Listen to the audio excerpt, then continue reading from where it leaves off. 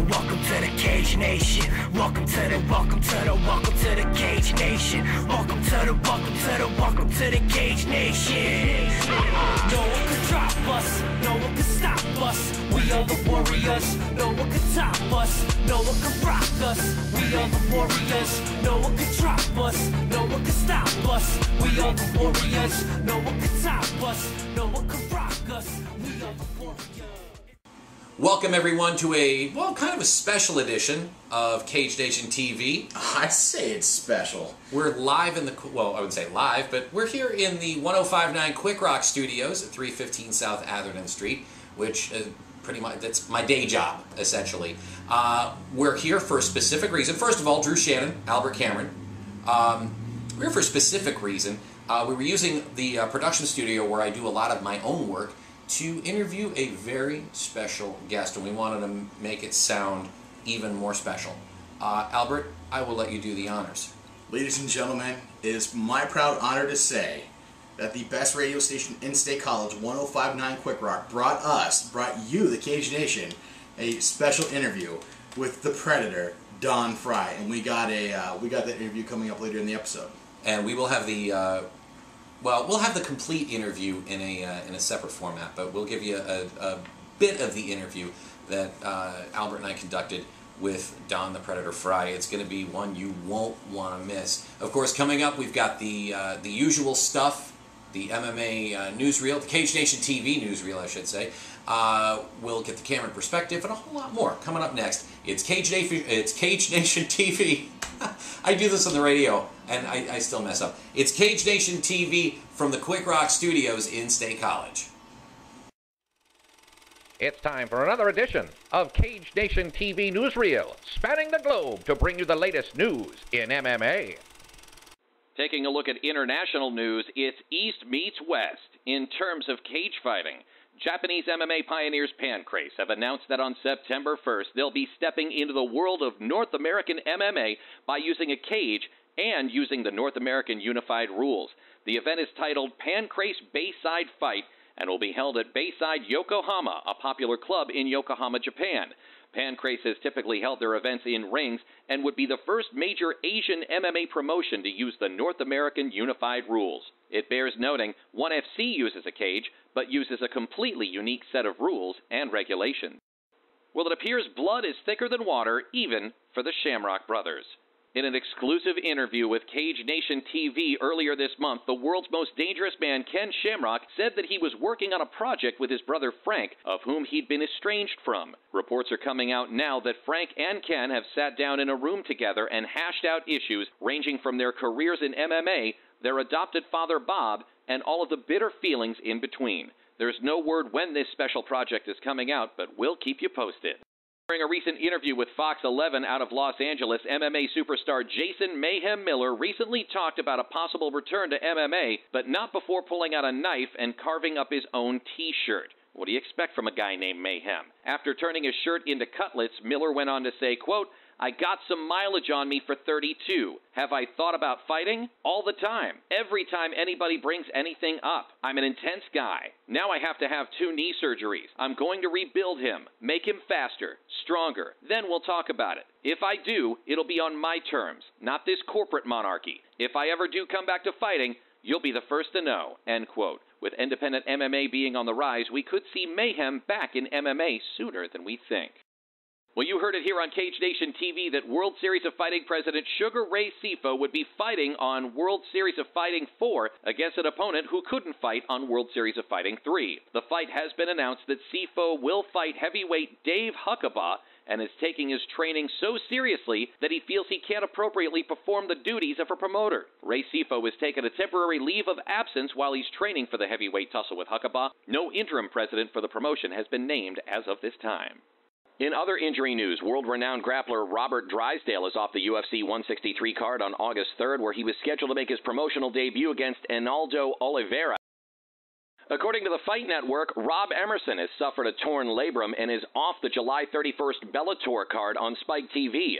Jared Downing will be stepping in to take his place and fight Patricio Pitbull Frye on the Spike TV main card, which also features 2 title fights, with Michael Chandler defending his lightweight title against David Rickles and welterweight champion Ben Askren defending against Andrei Koreshkov, along with the heavyweight and lightweight tournament finals for their summer series. This has been another edition of Cage Nation TV Newsreel, spanning the globe to bring you the best in local, regional, national, and international MMA news. Since the dawn of furniture, there has been only one way to keep an infant from rolling off a couch or chair, and that is unsafely cramming cushions against the piece of furniture and hoping the baby doesn't work him or herself under them. Until now. Introducing the Zoster. The Zoster is a revolutionary infant safety product that easily wraps around a cushion to keep your baby from rolling off a couch or chair. The Zoster is made with a fleece material complete with a waterproof underneath to keep various liquids away from your upholstery. The Zoster is currently available in solid colors and pattern designs. You can order the Zoster online today at thezoster.com. Imagine a man who has been a collegiate wrestler, a pro boxer, a pro kickboxer, and a professional wrestler. Take that man and put him in the legendary tournament that gave birth to the sport we know and love, and you have yourself the Predator, Don Frye. Don Frye was part of the first wave of wrestlers who came into the UFC and dominated in the Age of the Gracies, a man who spent 3 minutes and 10 seconds total in the UFC 8 tournament to become the tournament champion. In addition to being UFC 8 tournament champion, Don Frye is only one of 2 men who can call themselves Ultimate Champion. When the Predator, Don Frye, steps foot in the cage, all else are just prey. All right, ladies and gentlemen, you are watching Cage Nation TV. It is me, Albert Cameron, and my co-host Drew Shannon here with Don, the Predator Frye. Drew, how you doing? I'm doing great. Don, how are you? I'm okay, partner. I got nothing to complain about. So, what else is there? Absolutely. Now, Don, we understand you just had back surgery. How did that go? Oh, I don't know. I don't know who was worse for them or me. I guess it was a 10-hour surgery. So I was asleep the whole time, so I had to easy out on that, Well, the important thing is, Don, we're glad you're okay, and we're glad you're recovering. I guess getting started, Don, we'll start at the beginning of your career. You were training to fight at UFC 8, and you were being a full-time firefighter at the same time. How did that training go, and what did you have to really give up to be the UFC 8 champion? Oh, hell, I changed my whole life, Dan Severn was a good buddy of mine, and God bless him. I called him up, asked him if he, get in on this. He said, sure. So he set me up with a few fights across the nation, and, one of those things where you fly all the way over to Atlanta or Michigan or something like that, and in the car on the way there, they leaned over and said, well, we can't pay you. Do you still want to fight? And, well, yeah, I'm already here. Yeah, let's get after it, And so I kept training. I was there at Bisbee Fire Department, and it's a mile high, so it was perfect altitude for conditioning. And on my days off, I was shoeing horses, so I was working 7 days a week, so I was in great shape. Don, you've been a very successful grappler with your expertise in both wrestling and judo, in a sport that really relied on Brazilian Jiu-Jitsu as the superstar discipline almost. How did you take 2 traditional styles and make them effective in the sport like you did? Oh, I was just lucky, I was never really overly successful with either one of them, so, I know how to take my beatings, how to win and how to lose in either way. And, the judo and the wrestling just meshed together perfectly for me. And when they added the punching, everything just went, it was simple as pie. Don, we're going to talk about Ken Shamrock for a second and your Pride 19 fight, which is easily one of the biggest, most hyped grudge fights in the entire sport. If the fight had ended early by stoppage, do you think there would have still been bad blood between you and Ken, and do you think there would have been a rematch? I don't know. You know, it would depend on who would have lost it. If they'd have stopped it on me and I'd lost it, yeah, there'd have been bad blood, and I would have wanted a rematch, sure. And I don't know what his feelings are on it. If they'd have stopped it because of him. Don, you really leading a charge of wrestlers. You and Dan the Beast Severin were like these two wrestlers who were really in the sport where Brazilian Jiu-Jitsu was the style of choice, as we said. But then along comes guys like Mark Coleman, Kevin Randleman, and the natural Randy Couture. Did you and Dan set out to say, hey, you know what, wrestling is going to be like the dominant style, like we're going to prove this? Or was it just really fortunate training and going out there and doing what you do best? You know, nobody trains as hard as wrestlers do. So, you know, every wrestler in there, you know, they are all top of the nation of the sport. You know, all the wrestlers that you named off, all except for me. And, you know, so they walked in there knowing how to train, and they out-trained everybody, they outworked everybody, and then out-fought everybody. Now, Don, you've done... There you go. The Predator, Don Frye. Nice guy. Oh, incredibly nice guy. And I want to take another opportunity to thank Quick Rock and Magnum Broadcasting for bringing that to you guys. They're a great group of folks, and thank you. Their daytime radio spot is just fantastic. It's great programming, an incredibly talented individual doing behind the mic. Someday I want to meet that guy. Is what I'm getting at. Okay, you can stop kissing ass now. Thanks to Michael and Diana for letting us use the studios. We greatly appreciate it, as always. And of course, we're streaming live at 1059QWIKRock.com, 1059QuickRock.com, Lion Country's best new rock, best classic rock. Tune in. And of course, once again, thanks to them for letting us use the studios today for our interview with the Predator, Don Frye. And a big thanks to Don and Molly Frye themselves for helping us get all that situated. Drew, Don Frye is such an incredibly laid-back individual. Mm-hmm. He didn't really have a negative thing to say about anyone except for John McCain. And as someone who enjoyed MMA in the 90s, I can't really... I got to say that I'm kind of right there with the Predator. There you go. You know, like... It's a lot of red tape, and there's not really going into it. The one thing that does surprise me, though, in the scope of MMA and the history of where we came from, the fact that Don Frye is not in the UFC Hall of Fame. Right. Let's consider who is in the UFC Hall of Fame. Ken Shamrock, which he totally deserved it. Dan Severn, Hoist Gracie, those I get. Tito Ortiz in the UFC Hall of Fame. Mr. Jenna Jameson. A couple weeks ago, we were reporting how Tito and Jenna were tweeting each other, like making crazy accusations, like Tito's dealing drugs and Jenna's crazy, and that guy's in the UFC Hall of Fame, and Don Frye isn't. Well, you have to take away from the behind the scenes, the celebrity stuff with him and Jenna, and take a look at the big picture as to why he is in the UFC Hall of Fame. I mean, he's an excellent fighter. Yeah. That being said, why Don Frye isn't in the UFC Hall of Fame is beyond me. I mean, the guy was the second Ultimate Champion. Only two Ultimate Champions, and both these guys have ties to wrestling. Tito Ortiz, and I'm not taking away from Tito. I think Tito is a fantastic fighter. He's an incredible talent. I just don't get it why a Tito Ortiz or someone else was chosen over Don Frye. Mm-hmm. Don Frye fought in Pride, which the Zuffa LLC owns the Pride FC, you know, intellectual property. So, you know, Don Frye had some incredible fights. He fought all over the place, and you know, if I can influence anything, I think that, you know, Uncle Dana needs to take notice and say, hey, let's get the Predator in the UFC Hall of Fame, because I think Don Frye totally deserves it. Predator is definitely one of the best in the world. Now, speaking of Uncle Dana, one thing we didn't mention in the newsreel, and we should make mention of it because it is newsworthy in the world of MMA. Totally newsworthy. Saturday evening, I'm sitting back just down the road having dinner over at Home D Pizzeria. By the way, South Atherton Street, excellent food, great atmosphere. Go check them out.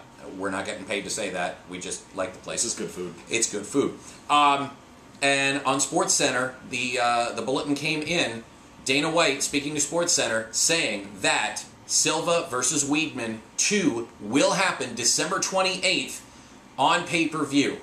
Thought it would be pushed off to February towards that Super Bowl card. It is not. We're going to end the year with a bang. So the return match, Silva versus Weidman 2, plus the ladies' bout, Ronda Rousey versus Miesha Tate, They're going to be basically a co-main event, so you definitely do not want to miss that. But with that big news story, we didn't want to miss that. We didn't want to kind of gloss over it or ignore it at all. It's just we had so much going on this week with the interview with Don Frye and everything like that we just didn't get a chance to talk about all that much. But this could be, since 2009 UFC 100, 1.6 million buys. This could top that. Thoughts? Muhammad Ali versus Joe Frazier, the Thrill in Manila, one of the biggest events in all of combat sports. And the reason that was because Joe Frazier was... I hope it's Joe Frazier. I'm not a huge fan of boxing. But Muhammad Ali fought in Manila, and it was one of the biggest events because he was considered, the greatest of all time. Yeah. Anderson Silva is considered the greatest of all time. A couple years ago, we all said Fedor Emelianenko was the greatest of all time. Well, now, all signs are pointing that Anderson Silva is. Anderson Silva was dethroned. So now we've got everything that makes a great fight. We've got, consequence. We have the UFC Middleweight Championship on the line. There's only been 6 UFC Middleweight champions, including Chris Weidman. We've got... Is it Weidman or Weidman? Have I been saying it wrong? I think it's Weidman. Bruce Buffer says Weidman. Okay, well then if Buffer says Weidman, then it's Weidman. Okay. We might argue with him. We got purpose. We got consequence. We have drama. Everything that makes for a great fight. Rowdy Ronda Rousey went on record today saying, "You know what? I'm glad that my fight with Miesha Tate got bumped because now a lot of the pressure's off me being a headliner main event." Well, it hasn't been bumped. It's still going to happen. But Tate versus Rousey was the headlining fight. Right. So there's a lot of there's not as much emphasis on that bout as there is now the main event between Silva and Weidman. Right. But the middleweight champ. But Rousey versus Tate is still a huge, dramatic fight. Well, exactly, yeah. Because, Miesha Tate and Ronda Rousey fought in Strikeforce. Now, Miesha Tate and Ronda Rousey are going to be the Ultimate Fighter women's season coaches, and they're going to come together and fight. Ronda Rousey has also said that, hey, I got a chance to be on a historic fight card, which in and of itself is just huge. Right. And, Liz Carmouche is fighting soon, and Liz Carmouche was, one of the first people to almost stop Ronda Rousey. But what does Ronda Rousey do better than anybody? She stops women by first round armbar, and there you go. It was a great fight, and that's actually we're going to touch on that in the Cameron perspective today. All right, I'll tell you what, we'll be back with the Cameron perspective in just a few. You're watching Cage Nation TV here from the studios, 315 South Atherton Street in State College, otherwise known as the Quick Rock Studios. Stick around.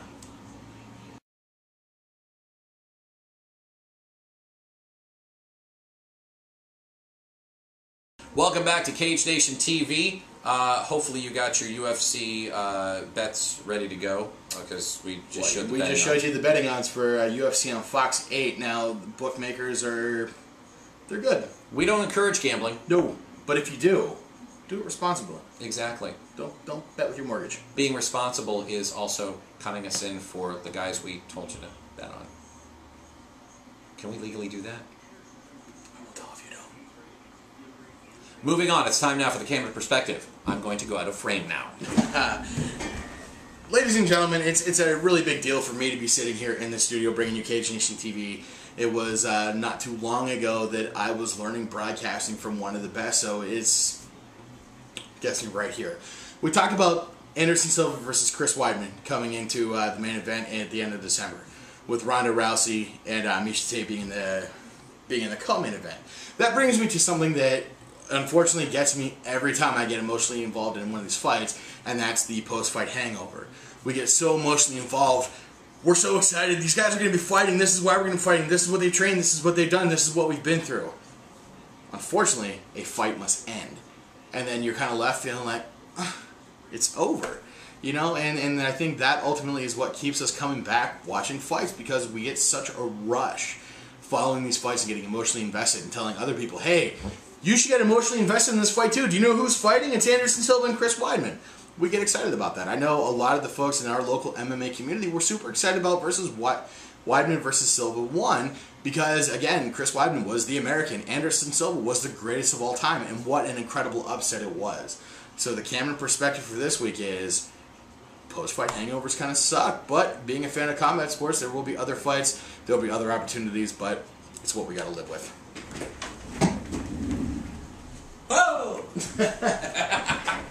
I love these chairs.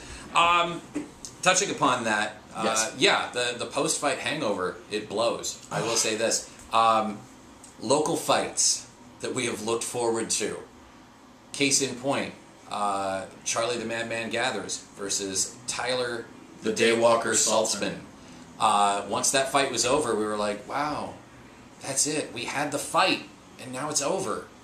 You know what the worst part about Gathers versus Saltzman was? What? It was so like clear on Facebook, you know, like Charlie Gathers the good guy, Tyler Saltzman the bad guy. You get to talk to Tyler Saltzman; he's actually a really good guy. He's very well spoken, very highly educated, very well spoken, very talented. Charlie is as well. Charlie absolutely. is salt of the earth. Just a great guy all around. Wonderful guy to talk to hang out with, and just fantastic. Unfortunately, from what I've been told, and by the time this airs, we'll be done with VFL 42.